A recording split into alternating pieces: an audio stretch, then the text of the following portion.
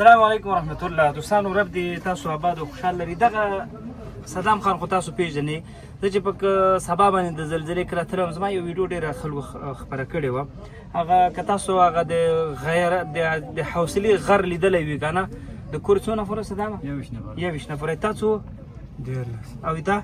12. تا؟ زما څو؟ 8. تا؟ 2. اوه. 15 دا هغه خل دي د سهیل تنګي چې کومه اول ورځ زه تللی وم او هغه ځای کې قیامت و. هغه ځای و چې هېڅوک هم بغیر د الله نه 15-16 نفرونه بغیر نور څوک نه و. موږ هلته لاړو، موږ ځان سره اوبه شیان وړي، اوبه هر څه پاتې وو، کفنونه و هر څه پاتې وو. خو لله الحمد بیا هم صدام په شمول د دې ټولو په نمایندګۍ باندې د دولت نه یو جهان مننه. الله تعالی دې مسؤلینو ته نورو ته ټولو ته دې الله تعالی اجر ورکړي. صدام د زړه د خلاصې کومک وکړه، ټول باید خالي وو هر چا خپله وسه وکړه که نه. الله تعالی دې اجر ورکړي. نو دلته ډېرې خبرې کول ما کې هغه جرات نشته دی. زه کیدای شي بیا زه نور خبرې ونه شم کولی. راځم 800 یورو د ملالې او هیلې له طرفه چې تقریبا معادل دی 8,800 افغانۍ جرمني نه، او د محمود لخوا 200 یورو چې 15,200 افغانۍ کېږي. 1150 یورو د فریدې الوعدت لخوا چې معادل 8,400 افغانۍ کېږي. د الحاج عنایت لخوا 450 یورو چې معادل د 4,200 افغانۍ کېږي. د کوزوو اوسېدونکو ګوره خارج هیوادونو کې د بل هیواد د کوزوو هیواد ده، د هغې د حجداري انس لخوا 100 یورو دا مرسته د هغې همدردي ده 2,600 افغانۍ کېږي. د فاروق ورور په اوله ورځ باندې 1,50,000 څومره وي رالېږلی وي د ننګرهار شفخانه کې تقریبا 15,88,000 څومره وي، او اوله ورځ باندې رالېږلی وي. هغه مال توضیح کړي 88,000 افغانۍ بیا رالېږلي. الله تعالی دې ورته اجر وکړي. صاحبزاده صاحب 15,000 افغانۍ وي، تقریبا څه د پاسه 15,000 افغانۍ. یو خور چې دا تقریبا 52,000 افغانۍ، او تیمورشاه ورور د زکات پیسې وي $10 او 6,500 افغانۍ. حاجي امین پاکستان کې زموږ او ستاسو یو غریب هیوادوالو هغه په ورځ باندې پیسې جمع کړې تقریبا 3 لکه کلدارې وي، بیا 1,900 افغانۍ د هغه لخوا وي. قاري صاحب یو مدرسه لري کابل کې 4,000 افغانۍ د هغه لخوا، خپله مدرسه شاګردان لري هغه.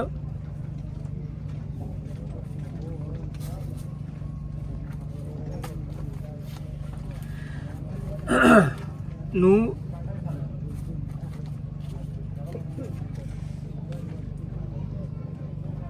دوستانو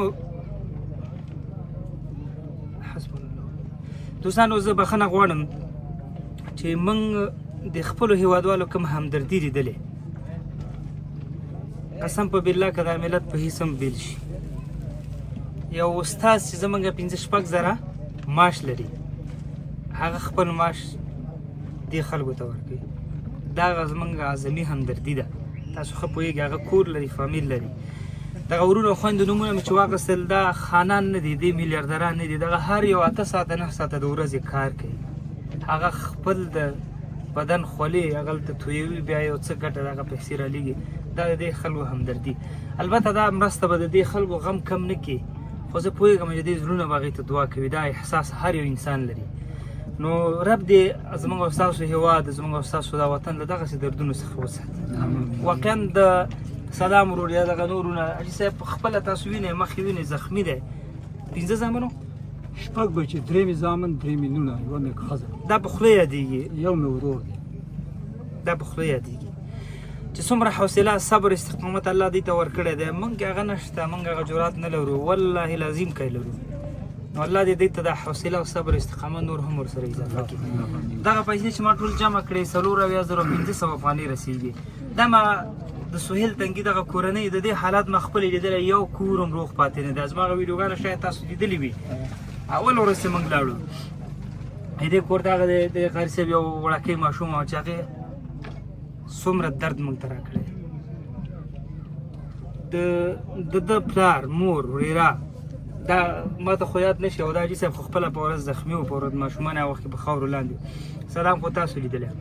دا هیڅ شی هم نه دي، دا د دې درد دوا نه کېږي. ولې هغه دې نه معلومیږي چې احساس مو لله الحمد ژوندی دی زمونږ ټول هر څه دې سره شریک دي وینه مو شریکه ده ژبه مو یوه ده دین مو یو دی کلمه مو یو دی هیواد مو یو دی په درد یې دردي یو په حیث د یو مسلمان ټول امت چې دی یو بدن بیا دا زموږ خپل وطن دی سترګه که درد کوي د یو انسان به ټول بدن ورسره درد کوي دا زموږ سترګې زموږ اندام دا هیڅ هم نه دي ورور هیڅ شی هم نه دي خو د خلکو هغه همدردي له په خاطر باندې ورور دغه 4,500 افغانۍ دا 4,500 افغانۍ دي ورور 4,500 افغانۍ دي صدام خان 4,500 افغانۍ دي ورور دا هم دغسې دا هم دغسې ورور دا ویډیو د په خاطر کوم دغه ورونه زمونږ چې دا کوم یو دغه مرستې راستولې دي دا د په خاطر باندې ده او بل دا د خلکو ته پکې یو سبق یو درس دی باید موږ په دې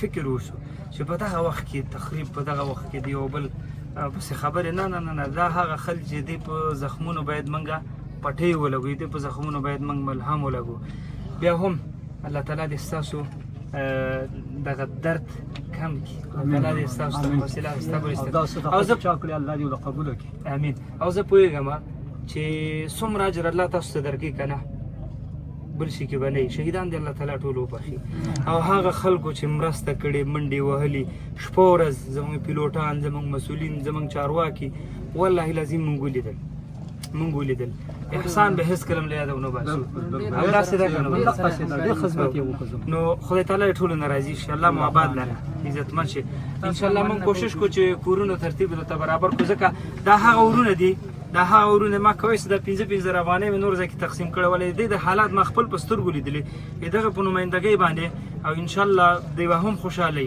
دې په نمایندګۍ په دغه باندې یو کوټه جوړه شي شاید یو څه به وشي ځکه کور ختم دی بسترې ختمې هیڅ حتی تذکیرې اوس موږ غوښتلې ځینې حاجي صاحب نشته ورکې دي خو ګاز څه غږ شو حاجي صاحب ته څونه خاورو لاندې زه تقریبا چې 3-4 غنټې لاندې بیا دې ځان الله په خپله راویستل بس د لوی رب څخه بیا هم موږ راضي یو موږ ترې راضي یو الله دې موږ نه راضي شي نور وخت نه نیسم الله مو خوشحال لره الله تاسو به دغه غم نه وساتي په اخر کې یو صورت که څوک یې دغه فاتحه خو په ورځ موږ نه پاتې وه قاري صاحب یو صورت راته ووایه موږ به دوام سره وکړو صحیح دغه فاتحه به مو وکړو أعوذ بالله من الشيطان الرجيم بسم الله الرحمن الرحيم عما يتساءلون عن النبأ العظيم الذي هم فيه مختلفون كلا سيعلمون ثم كلا سيعلمون ألم نجعل الأرض مهادا والجبال أوتادا وخلقناكم أزواجا وجعلنا نومكم سباتا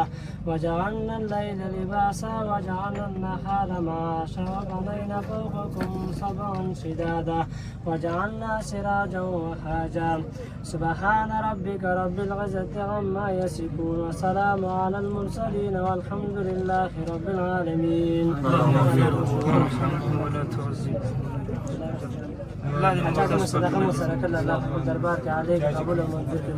الله تعالی دې ستاسو شهیدان وبخښي الله تعالی دې تاسو صبر استقامت حاصل ټول شهیدان ته جنت انا لله وانا الیه راجعون